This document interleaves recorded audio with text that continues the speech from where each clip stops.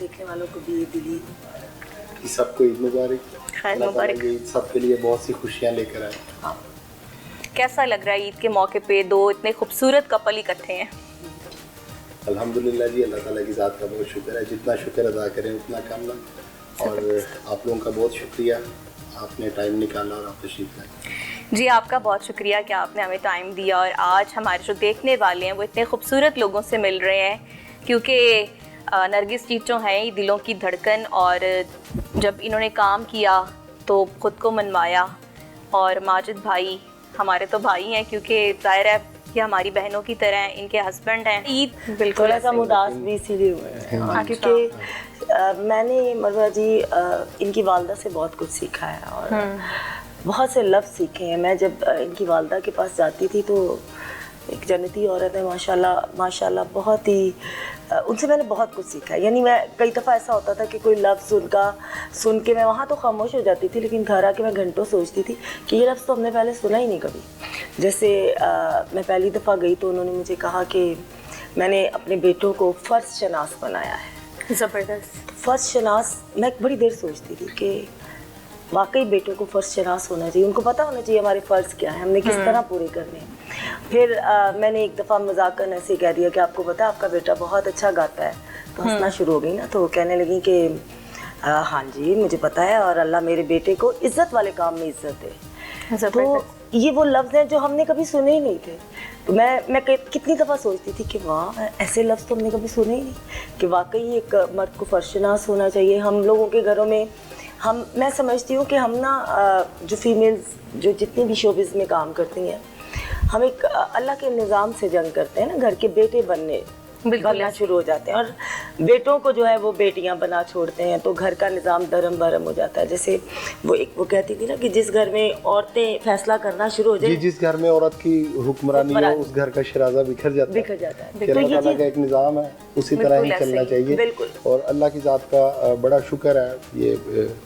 ये नरगिस, मैं तो गजाला ही कहता हूँ, नरगिस मैंने कभी भी नहीं कहा। तो अल्हम्दुलिल्लाह जैसे हमारे घर के तौर तरीके थे और जैसे एक अच्छी बीवी के होने चाहिए वैसे इसके हैं, लिबास के हवाले से और दूसरे, अब इसका मज़हब की तरफ खासा रुझान है, तो वो अल्लाह की ज़ात का बड़ा शुक्र है। तो ये चीज़ें मैंने सीखी और मैंने फिर बहुत इस पे गौर किया कि वाकई आप अगर देखें तो औरत की कमाई में तो बरकत ही नहीं है, मर्द की कमाई में बरकत होती है, ऐसा ही है। तो सैलून जो मैं चलाती हूँ वो भी उसके पीछे भी एक रीज़न है कि मुझे इन्होंने कहा कि तुमने सारी ज़िंदगी इतना काम किया, तो बिल्कुल, और मैं ब्यूटिशियन तो थी ही काम करने से पहले, तो एकदम से अगर बैठ जाओगी तो जाहिर है मुझे भी आदत थी जी, जिस तरह ये शोबिज़ में थी बिल्कुल, और सारा इतना लाइमलाइट वाली लाइफ और बिजी इसका स्केड्यूल था अपनी अर्निंग करना, तो मैंने उस पर काफ़ी सोचा। तो मैंने सोचा कि अगर इसको एकदम से घर के अंदर बंद कर दिया जाए तो वो खराबी और कबाहतें बनेंगी, तो क्यों ना इसको कोई ऐसा, जैसे इसका वो प्लाजा था तो इसका दिल भी लगा रहे और ये मतलब फारिग रह के तो अपने आप को बंद ना समझे। तो मैंने फिर इसको कहा कि आप सैलून कर लो, उसकी इसको इजाज़त दी। इतनी चकाचौंध रोशनियों वाली ज़िंदगी, इतनी लाइमलाइट, आपके आगे पीछे गनमैन्स, इस तरह से आप मूव करती थी जब आप स्टेज की दुनिया में भी काम करती थी। बेशुमार फिल्म्स आपने बनाई, बल्कि 500 से ज़ायद फिल्मों में काम आपने किया। 375। तो कुछ ऐसी भी फिल्म्स थी कि जो किसी रीज़न की वजह से लग नहीं सकी, तो मतलब कुल मिला के इतनी हो जाती है। हाँ जी, क्योंकि मेरी जो रिसर्च है उसके मुताबिक इतनी फिल्म्स हैं, तो बड़ा अच्छा काम इन्होंने किया। नरगिस बनने में कितना टाइम लगा? मेरे साथ ये हुआ कि मैं जैसे ही आई तो बहुत जल्दी हिट हो गई थी, ठीक है, नाम बन गया, मुकाम बन गया। किस्मत वाली हैं, कह भी सकते हैं और नहीं भी, क्योंकि मुझे लगता है वो नाम कुछ भी नहीं है। नाम जो अब मैं बनाना चाहती हूँ ना वो नाम होगा। अच्छा, ये वो नाम नहीं है। और बल्कि मैं यहाँ एक बात कहना चाहूँगी, और मैं यहाँ किसी की दिल आज़ारी नहीं करूँगी। होता है ना, कोई शोबिज़ की औरत देखे या मेरी कोई कुलीग देखे तो वो कहे कि हमें पता नहीं लगा रही, ऐसी कोई बात नहीं।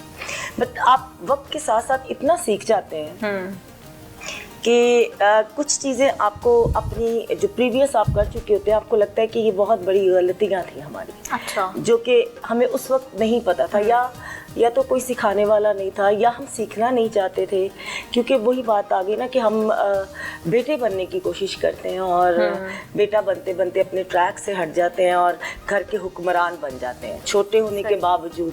और जहाँ वही बात औरत की हुक्मरानी आती है तो वो घर का शराजा बिखर जाता है। लेकिन कहा जाता था कि नूरजहां के बाद अगर कोई ब्रेव खातून शोबिज इंडस्ट्री में आई है तो वो नरगिस है। नहीं, दिलेर तो मैं अभी भी हूँ, ये मैं आपको अभी भी है, अल्हम्दुलिल्लाह। अभी भी किसी को लगानी पड़े। मुझे नहीं लगता कि अब मुझे ऐसा कुछ करना पड़ेगा, अब एक मर्द खड़ा है मेरे साथ। अच्छा, एक दौर की जो नरगिस थी उसने तो बड़ों को जो है ना वो लगा भी दी, और ऐसे नरगिस गुजरती थी पता लग जाता था, क्योंकि कोई था नहीं ना पीछे। अल्लाह की ज़ात थी। और फिर उस वक्त मुझे खुद को ही साबित करना पड़ा, खुद ही अपनी लड़ाइयाँ लड़नी पड़ी। और वक्त के साथ साथ फिर ये कि लड़ाई झगड़े ख़त्म भी हो गए और मुश्किलात से अल्लाह ने निकाल भी दिया। लेकिन अब मुझे लगता है कि ये खड़े हैं ना, मुझे क्या ज़रूरत है। अब तो खैर कोई अगर मेरी तरफ देखेगा तो 200 दफ़ा सोचेगा भी तो सही, ये किसकी बीवी है। इंस्पेक्टर की बीवी है, और वैसे ही सोचेगा कि अल्हम्दुलिल्लाह जी। देखें जी, अब लाइफ का ऐसा कोई स्केड्यूल ही नहीं है, कोई फड्डों वाला, ठीक है। सही, तो लाइफ स्मूथ हो गई है। मैं नहीं समझता जी, बड़ी अल्हम्दुलिल्लाह मुश्किल से बड़ी मुश्किल से बहुत विंडी रोड से गुजर के आए। बहुत देर कर दी, मेहरबान क्योंकि प्यार। ना, जब मेरी इसकी कोई मुलाकात वगैरह स्टार्ट हुई तो मैंने देखा कि इसकी जो रेपुटेशन है, इसका तो इनर वैसा नहीं है। मैंने इसको बड़ा ना डीपली ऑब्जर्व किया। सही। इसको तो ऑब्जर्व भी मैंने कोई तकरीबन 2 साल लगे। हाँ जी। डीपली मैं सारा ऑब्जर्व करता रहा। मैंने देखा कि इसमें तो मतलब जो ये इसकी रेपुटेशन है, ये तो बिल्कुल भी वैसी नहीं है। बिल्कुल ऐसी है, ऐसी है, बिल्कुल मासूम सी और सीधी सी। हर कोई इसको बेवकूफ़ बना रहा है। इसका शोल्डर जो है वो शोबिज़ वाले यूज़ कर रहे हैं। अंदर कहीं एक मासूम गजाला बैठी थी ना, अंडरस्टैंडिंग जिसको माजिद साहब ने पहचान लिया। अंडरस्टैंडिंग होते फिर जब हम शादी तक पहुंचे तो उसमें यही था कि ये भी अच्छी खासी अर्निंग करती थी, तो बहुत ज़्यादा, तो जितना शायद किसी का एक ख्वाब होता। तो मेरी पहली शर्त ये थी कि भाई शोबिज़ के साथ मैं शादी नहीं कर सकूँगा। शोबिज़, देखें मैं बुरा नहीं कहता शोबिज़ को, हर घर का एक अपना तौर तरीका, हर इंसान की एक अपनी सोच होती है। और मैं सोचता हूँ अपने लेवल पे जो कोई अपने लिए सोचता है वो ठीक सोचता है। बिल्कुल। तो वो मेरी पहली शर्त ही ये थी कि भाई इसको आपको छोड़ना पड़ेगा। तो और मैंने तो 1 सेकंड नहीं लगाया, पूछ ले जी। और अल्हम्दुलिल्लाह इसने जब छोड़ा तो मुझे इसको दोबारा कहना नहीं पड़ा लिबास के हवाले से, किससे मिलना है, किससे नहीं मिलना। और आज 7वां साल है हमारी शादी का, और जी अल्लाह का बड़ा शुक्र है, मैं बहुत खुश हूँ इससे। बिल्कुल जी, 7 बहारें इन्होंने इकट्ठे देख ली, और अल्लाह करे कि ये हमेशा साथ रहें और ऐसे खुशो खुरम रहें।